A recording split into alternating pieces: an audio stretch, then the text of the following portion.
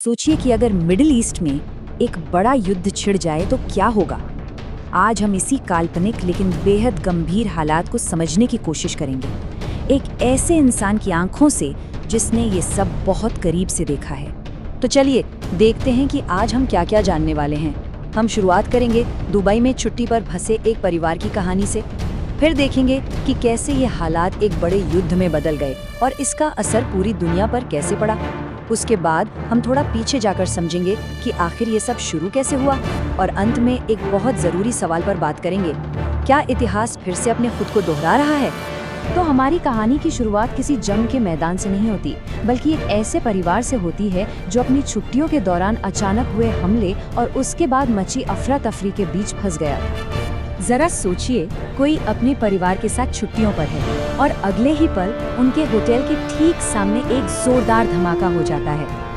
ये उस तबाही की बस एक पहली झलक थी जो इस कहानी के केंद्र में है, और ये सब हुआ उनकी फ्लाइट के उड़ान भरने के कुछ ही घंटों बाद। और देखते ही देखते हालात बेकाबू हो गए।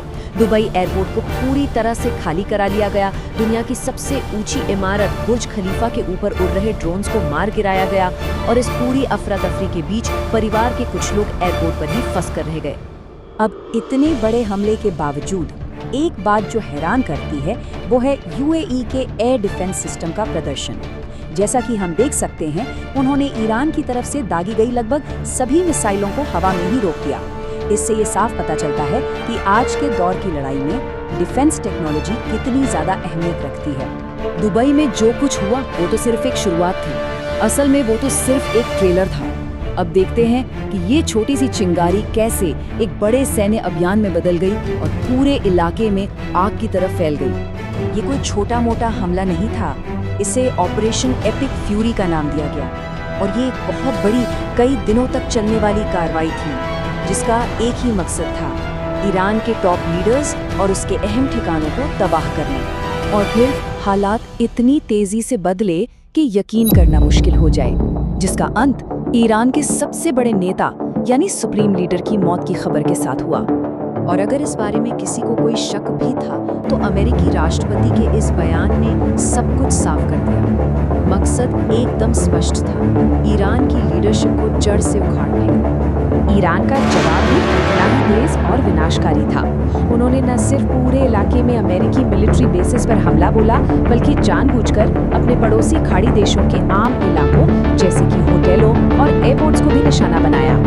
जब जंग इतने बड़े पैमाने पर होती है तो उसका असर सिर्फ एक जगह तक ही सीमित नहीं रहता, इसके नतीजे बहुत जल्द पूरी दुनिया में महसूस किए जाने लगते हैं। इस लड़ाई का इंसानी पहलू तुरंत सामने आ गया, खास तौर पर भारत जैसे देशों के लिए। जरा इस आंकड़े पर गौर कीजिए, लगभग 1 करोड़ भारतीय खाड़ी देशों में रहते और काम करते हैं, और रातों रात ये सभी लोग एक वॉर जोन में फंस गए।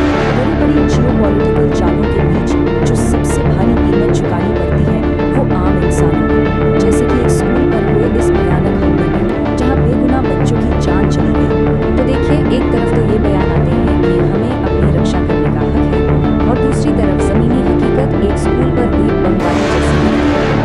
ये विरोधाभासी इस तरह के टकराव का सबसे दुखद पहलू है। और फिर आता है आर्थिक असर। एक्सपर्ट्स का मानना है कि स्ट्रेट ऑफ होर्मुज़ का बंद होना भारत के लिए किसी पूरे सपने के सच होने जैसा होगा।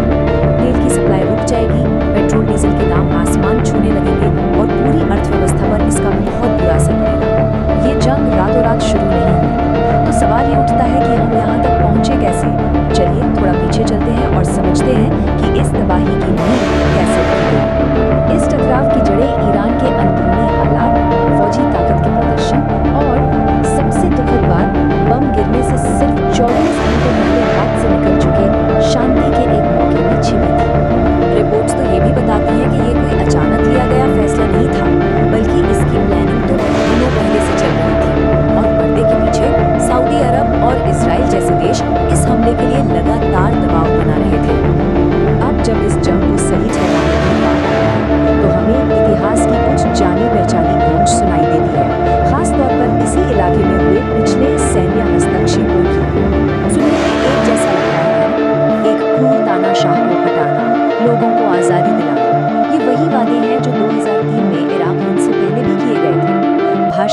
तर्क लगभग वही है। और इतिहास हमें क्या बताता है कि जब भी किसी तानाशाह को विदेशी दखल से हटाया जाता है, जैसे सद्दाम हुसैन या गद्दाफी को, तो नतीजा अक्सर और भी बुरा होता है। देश में लंबे समय तक अस्थिरता फैल जाती है और आम लोगों के लिए हालात पहले से भी बदतर हो जाते हैं।